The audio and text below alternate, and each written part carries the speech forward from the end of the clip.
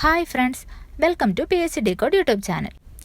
ഇന്നത്തെ വീഡിയോയിൽ നമ്മൾ ബയോളജിയുടെ ഭാഗത്ത് നിന്ന് നമുക്ക് പഠിക്കാനുള്ള മനുഷ്യ ശരീരം എന്ന ടോപ്പിക്കിൽ നിന്നുള്ള കുറച്ച് മോഡൽ ക്വസ്റ്റ്യൻസ് ആണ് ഡിസ്കസ് ചെയ്യുന്നത്.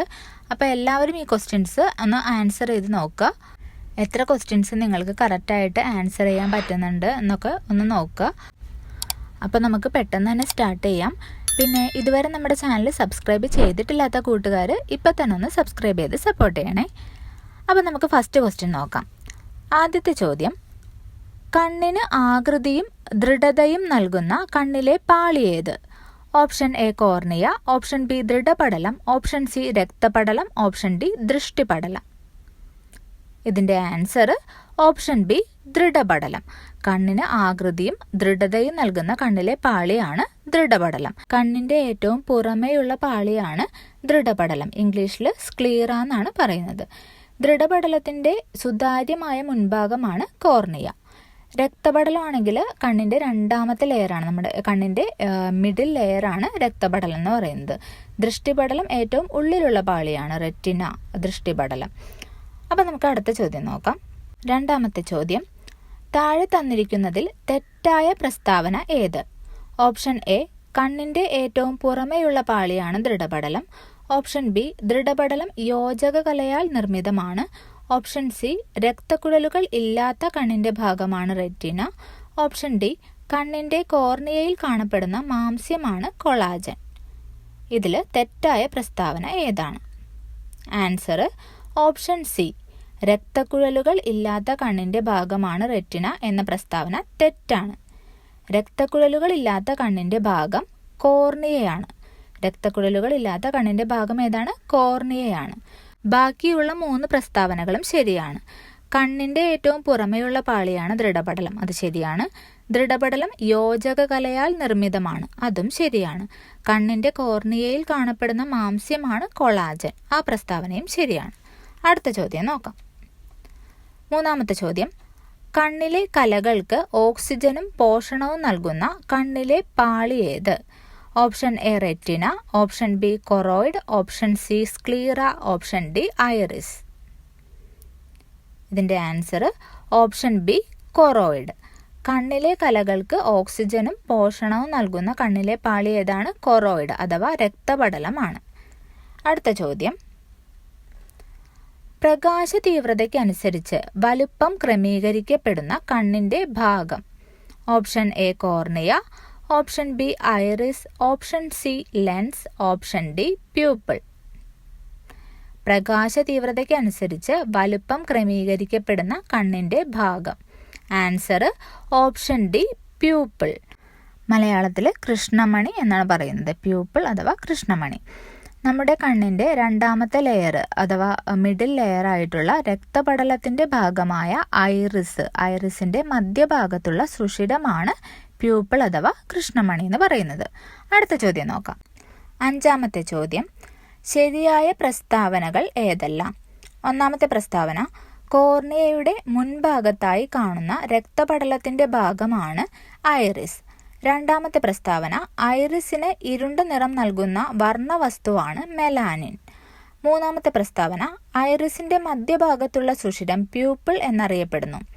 നാലാമത്തെ പ്രസ്താവന, പ്യൂപ്പിളിൻ്റെ വലുപ്പത്തിൻ്റെ ക്രമീകരണം ഒരു റിഫ്ലക്സ് പ്രവർത്തനമാണ്. ഇതിൽ ശരിയായ പ്രസ്താവനകൾ ഏതെല്ലാമാണെന്നാണ് ചോദിച്ചിരിക്കുന്നത്. ഓപ്ഷൻസ് നോക്കിയിട്ട് നിങ്ങൾ ആൻസർ ചെയ്യുക. Answer option C 2, 3 and 4 only. 2, 3, 4 പ്രസ്താവനകൾ മാത്രമാണ് ശരിയായിട്ടുള്ളത്. അപ്പോൾ ഒന്നാമത്തെ പ്രസ്താവന തെറ്റാണ്. എന്തുകൊണ്ടാണ് ഒന്നാമത്തെ പ്രസ്താവന തെറ്റിപ്പോയത്? കോർണിയയുടെ മുൻഭാഗത്തായി, ആ വേർഡാണ് അവിടെ തെറ്റായിട്ടുള്ളത്. കോർണിയയുടെ മുൻഭാഗത്തല്ല പിൻഭാഗത്തായി കാണുന്ന രക്തപടലത്തിൻ്റെ ഭാഗമാണ് ഐറിസ്. കോർണിയ എന്ന് പറയുന്നതാണ് നമ്മുടെ കണ്ണിൻ്റെ ഏറ്റവും ഫ്രണ്ട് പോർഷൻ അല്ലേ, അതാണ് കോർണിയ. അപ്പോൾ ബാക്കിയുള്ളതൊക്കെ കോർണിയയുടെ പിന്നിൽ അല്ലെങ്കിൽ ഉള്ളിലായിട്ടാണ് വരുന്നത്. അപ്പോൾ കോർണിയയുടെ പിൻഭാഗത്തായി കാണുന്ന രക്തപടലത്തിൻ്റെ ഭാഗമാണ് ഐറിസ്, അതാണ് ശരിയായിട്ടുള്ള പ്രസ്താവന. പിന്നെ രണ്ടാമത്തെ പ്രസ്താവന ശരിയാണ്. ഐറിസിന് ഇരുണ്ട നിറം നൽകുന്ന വർണ്ണവസ്തുവാണ് മെലാനിൻ. ഐറിസിൻ്റെ മധ്യഭാഗത്തുള്ള സുഷിരം പ്യൂപ്പിൾ എന്നറിയപ്പെടുന്നു, ആ പ്രസ്താവനയും ശരിയാണ്. പ്യൂപ്പിളിൻ്റെ വലുപ്പത്തിൻ്റെ ക്രമീകരണം ഒരു റിഫ്ലക്സ് പ്രവർത്തനമാണ്, ആ ഒരു പ്രസ്താവനയും ശരിയാണ്. അടുത്ത ചോദ്യം നോക്കാം. 6ാമത്തെ ചോദ്യം, അടുത്തുള്ള വസ്തുവിനെ നോക്കുമ്പോൾ കണ്ണിലുണ്ടാവുന്ന മാറ്റങ്ങളുമായി ബന്ധപ്പെട്ട് ശരിയായ പ്രസ്താവനകൾ ഏതൊക്കെ? 1ാമത്തെ പ്രസ്താവന, സീലിയറി പേശികൾ സങ്കോചിക്കുന്നു. 2ാമത്തെ പ്രസ്താവന, സ്നായുക്കൾ അയയുന്നു. 3ാമത്തെ പ്രസ്താവന, ലെൻസിന്റെ വക്രത കൂടുന്നു. 4ാമത്തെ പ്രസ്താവന, ഫോക്കൽ ദൂരം കുറയുന്നു. ഓപ്ഷൻസ് നോക്കിയിട്ട് ആൻസർ ചെയ്യുക. ശരിയായ പ്രസ്താവനകൾ ഏതൊക്കെയാണെന്ന് തിരഞ്ഞെടുക്കുക. ആൻസർ ഓപ്ഷൻ എ, എല്ലാം ശരിയാണ്. ഈ തന്നിരിക്കുന്ന പ്രസ്താവനകളെല്ലാം തന്നെ ശരിയാണ്. നമ്മൾ അടുത്തുള്ള ഒരു വസ്തുവിനെ നോക്കുന്ന സമയത്ത് കണ്ണിലുണ്ടാവുന്ന മാറ്റങ്ങൾ എന്തൊക്കെയാണ്? സീലിയറി പേശികൾ സങ്കോചിക്കുന്നു, സ്നായുക്കൾ അയയുന്നു, ലെൻസിന്റെ വക്രത കൂടുന്നു, ഫോക്കൽ ലെങ്ത് കുറയുന്നു. ഇത്രയും കാര്യങ്ങളാണ് കണ്ണിൽ സംഭവിക്കുന്ന മാറ്റങ്ങൾ.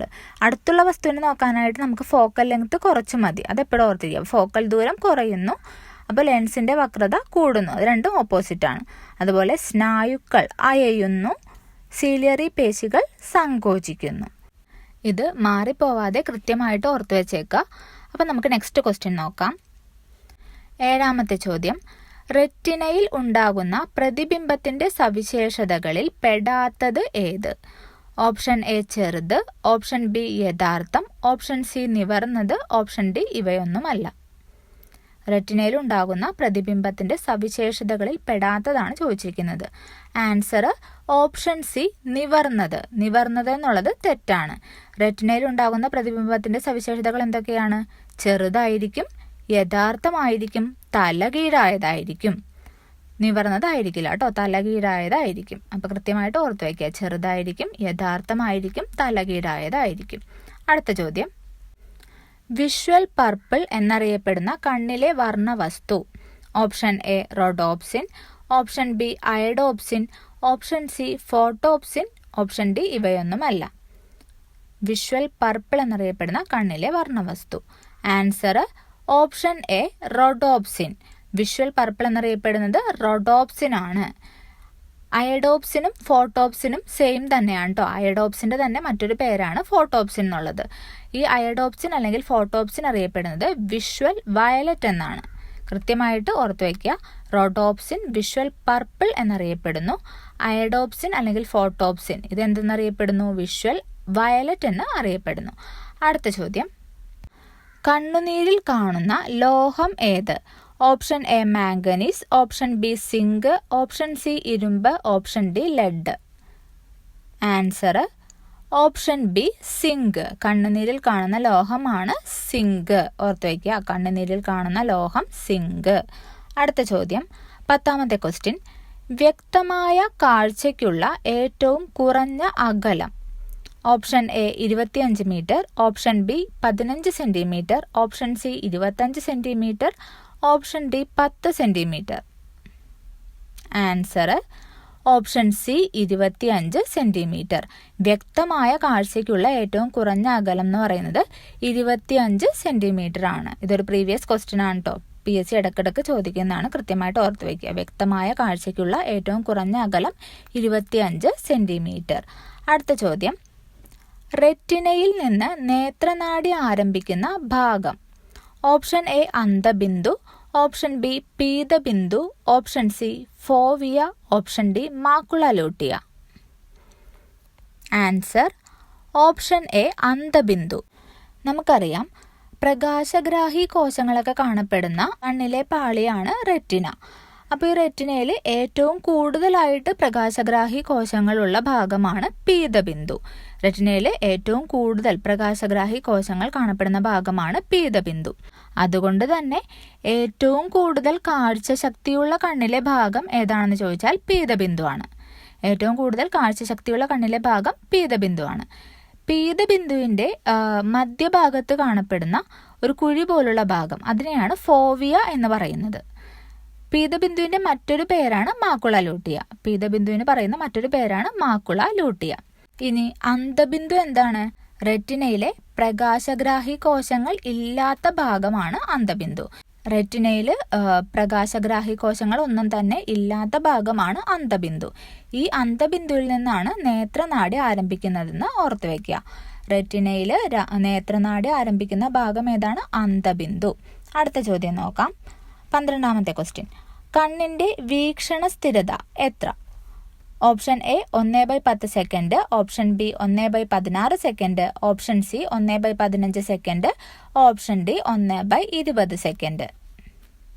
ഇതിൻ്റെ ആൻസർ ഓപ്ഷൻ ബി 1/16 സെക്കൻഡ്. കണ്ണിൻ്റെ വീക്ഷണ സ്ഥിരത 1/16 സെക്കൻഡ്. എന്താണ് വീക്ഷണ സ്ഥിരത എന്ന് വെച്ചാൽ ഒരു വസ്തു ജനിപ്പിക്കുന്ന ദൃശ്യാനുഭവം 1/16 സെക്കൻഡ് സമയത്തേക്ക് കണ്ണിൽ തന്നെ തങ്ങി നിൽക്കുന്ന പ്രതിഭാസമാണ് വീക്ഷണ സ്ഥിരത എന്ന് പറയുന്നത്. ആ ഒരു സമയദൈർഘ്യം കൃത്യമായിട്ട് ഓർത്ത് വയ്ക്കുക. 1/16 സെക്കൻഡാണ് കണ്ണിൻ്റെ വീക്ഷണ സ്ഥിരത. അടുത്ത ചോദ്യം നോക്കാം. 13ാമത്തെ ക്വസ്റ്റ്യൻ. ശരിയല്ലാത്ത ജോഡി ഏത്? ഒന്നാമത്തേത് ഹ്രസ്വദൃഷ്ടി കോൺകേവ് ലെൻസ്, രണ്ടാമത്തേത് ദീർഘദൃഷ്ടി കോൺവെക്സ് ലെൻസ്, മൂന്നാമത്തേത് വിഷമദൃഷ്ടി കോൺകേവ് ലെൻസ്. ഇതിൽ ശരിയല്ലാത്ത ജോഡി ഏതാണ്? ഓപ്ഷൻ നോക്കിയിട്ട് ആൻസർ ചെയ്യാം. ആൻസർ ഓപ്ഷൻ ഡി ആണ്, 3 ഓൺലി. മൂന്നാമത്തെ ജോഡി മാത്രമാണ് ശരിയല്ലാത്തത്. വിഷമദൃഷ്ടി കോൺകേവ് ലെൻസ് എന്നുള്ളത് തെറ്റാണ്. വിഷമദൃഷ്ടി പരിഹരിക്കാനായിട്ട് നമ്മൾ ഉപയോഗിക്കുന്നത് സിലിണ്ട്രിക്കൽ ലെൻസ് ആണ്. ഓർത്ത് വയ്ക്കുക, വിഷമദൃഷ്ടി പരിഹരിക്കാൻ ഉപയോഗിക്കുന്നത് സിലിണ്ട്രിക്കൽ ലെൻസ് ആണ്. മറ്റു 2 ജോഡികളും ശരിയാണ്. ഹ്രസ്വദൃഷ്ടി പരിഹരിക്കാൻ നമ്മൾ കോൺകേവ് ലെൻസാണ് ഉപയോഗിക്കുന്നത്. ദീർഘദൃഷ്ടി പരിഹരിക്കാനായിട്ട് കോൺവെക്സ് ലെൻസുമാണ് ഉപയോഗിക്കുന്നത്. പിന്നെ ഹ്രസ്വദൃഷ്ടിയും ദീർഘദൃഷ്ടിയും ഒരുമിച്ച് പരിഹരിക്കാനായിട്ട് ഉപയോഗിക്കുന്നത് ബൈഫോക്കൽ ലെൻസാണ്. ഹ്രസ്വദൃഷ്ടിയും ദീർഘദൃഷ്ടിയും ഒരുമിച്ച് പരിഹരിക്കാൻ ഉപയോഗിക്കുന്നത് ബൈഫോക്കൽ ലെൻസാണ്. ബൈഫോക്കൽ ലെൻസ് കണ്ടുപിടിച്ചത് ബെഞ്ചമിൻ ഫ്രാങ്ക്ലിൻ ആണ്. അതുകൂടി ഓർത്ത് വയ്ക്കുക. അടുത്ത ചോദ്യം 14ാമത്തെ ക്വസ്റ്റ്യൻ. താഴെ തന്നിരിക്കുന്നതിൽ ജീവകം എയുടെ അപര്യാപ്തത കാരണമുണ്ടാകുന്ന രോഗങ്ങൾ. ഒന്നാമത്തേത് നിശാന്തത, രണ്ടാമത്തേത് വർണ്ണാന്തത, മൂന്നാമത്തേത് ഗ്ലൂക്കോമ, നാലാമത്തേത് സിറോഫ്താൽമിയ. ഓപ്ഷൻ നോക്കിയിട്ട് ആൻസർ ചെയ്യാം. Answer option C 1 and 4. 1ഉം 4ഉമാണ് ജീവകം എയുടെ അപര്യാപ്തത കാരണമുണ്ടാകുന്ന രോഗങ്ങൾ. എന്തൊക്കെയാണ്? നിശാന്തതയും സിറോഫ്താൽമിയയും. അപ്പോൾ ജീവകം എയുടെ അപര്യാപ്തത കാരണം കണ്ണിനുണ്ടാകുന്ന 2 രോഗങ്ങളാണ് നിശാന്തതയും സിറോഫ്താൽമിയയും. നിശാന്തത എന്താണ്? മങ്ങിയ വെളിച്ചത്തിൽ കാഴ്ച സാധ്യമാകാത്ത അവസ്ഥയാണ് നിശാന്തത. വിറ്റാമിൻ എയുടെ അപര്യാപ്തത മൂലം റെറ്റിനാലിന്റെ അളവ് കുറഞ്ഞ് റോഡ് കോശങ്ങളിലെ റോഡോപ്സിന്റെ ഉൽപാദനം കുറയുന്നു. അങ്ങനെ അതാണ് നിശാന്തതയ്ക്ക് കാരണമാകുന്നത്. ഇനി സിറോഫ്താൽമിയ ആണെന്നുണ്ടെങ്കിൽ വിറ്റാമിൻ എയുടെ തുടർച്ചയായ അഭാവം മൂലം നേത്രാവരണവും കോർണിയയും വരണ്ട് ഈർപ്പരഹിതവും അതാര്യവുമായി തീരുന്ന അവസ്ഥയാണ് സിറോഫ്താൽമിയ. കൃത്യമായിട്ട് 2ഉം ഓർത്ത് വെച്ചേക്കുക. PSC മിക്കപ്പോഴും ആവർത്തിക്കുന്ന ചോദ്യമാണിത്. അടുത്ത ചോദ്യം നോക്കാം. 15ാമത്തെ ക്വസ്റ്റ്യൻ, ലാസ്റ്റ് ക്വസ്റ്റ്യൻ ആണ്. അന്ധരോ കാഴ്ച വൈകല്യമോ ഉള്ള ആളുകൾക്ക് സഹായകമായ സാങ്കേതിക വിദ്യ അല്ലാത്തത് ഏത്? ഒന്നാമത്തേത് വൈറ്റ് കെയിൻ, രണ്ടാമത്തേത് ടാക്ടൈൽ വാച്ച്, മൂന്നാമത്തേത് ടോക്കിംഗ് വാച്ച്, നാലാമത്തേത് ബ്രെയിൽ ലിപി. ആൻസർ ഓപ്ഷൻ ഡി, ഇവയൊന്നുമല്ല. അതായത് ഇവിടെ തന്നിരിക്കുന്ന 4 ഉപകരണങ്ങൾ അല്ലെങ്കിൽ 4 സാങ്കേതിക വിദ്യയും അന്ധര് അല്ലെങ്കിൽ കാഴ്ചവൈകല്യമുള്ള ആളുകൾക്ക് സഹായകമായിട്ടുള്ളതാണ്. White cane, tactile watch, talking watch, braille ലിപി.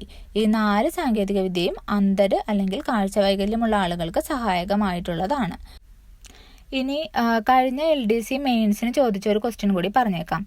വിഷൻ 2020 ഏത് അസുഖവുമായി ബന്ധപ്പെട്ടിരിക്കുന്നു എന്നൊരു ക്വസ്റ്റ്യൻ ചോദിച്ചിട്ടുണ്ടായിരുന്നു. അതിൻ്റെ ആൻസർ ബ്ലൈൻഡ്നെസ് ആണ്. ബ്ലൈൻഡ്നെസ് അഥവാ അന്ധതയുമായി ബന്ധപ്പെട്ടതാണ് വിഷൻ 2020. എന്താണ് ഈ വിഷൻ 2020 എന്ന് വെച്ചാൽ? അന്ധത തടയുന്നതിനുള്ള അന്താരാഷ്ട്ര ഏജൻസിയുടെ ആഗോള സംരംഭമാണ് വിഷൻ 2020 എന്ന് അറിയപ്പെടുന്നത്. അന്ധത തടയുന്നതിനുള്ള അന്താരാഷ്ട്ര ഏജൻസിയുടെ ആഗോള സംരംഭമാണ് വിഷൻ 2020. അപ്പോൾ നമ്മളിന്ന് ഇത്രയും ക്വസ്റ്റ്യൻസ് ആണ് ഡിസ്കസ് ചെയ്തത്. നിങ്ങൾ ആൻസർ ചെയ്തപ്പോൾ നിങ്ങൾക്ക് എത്ര ക്വസ്റ്റ്യൻസ് ഒക്കെ ശരിയാക്കാനായിട്ട് പറ്റിയെന്നൊന്ന് കമൻറ്റ് ചെയ്തേക്കുക. ഈ ഒരു വീഡിയോ നിങ്ങൾക്ക് ഉപകാരപ്പെട്ടിട്ടുണ്ടെങ്കിൽ തീർച്ചയായിട്ടും ഒന്ന് ലൈക്ക് ചെയ്യുക. നിങ്ങളുടെ ഫ്രണ്ട്സിനൊക്കെ ഒന്ന് ഷെയർ ചെയ്ത് കൊടുക്കുക. അതേപോലെ ഇതുവരെ സബ്സ്ക്രൈബ് ചെയ്തിട്ടില്ലാത്തവർ സബ്സ്ക്രൈബ് ചെയ്ത് സപ്പോർട്ട് ചെയ്യുക. നെക്സ്റ്റ് ഒരു വീഡിയോയിൽ കാണുന്നത് വരെ ബൈ ബൈ.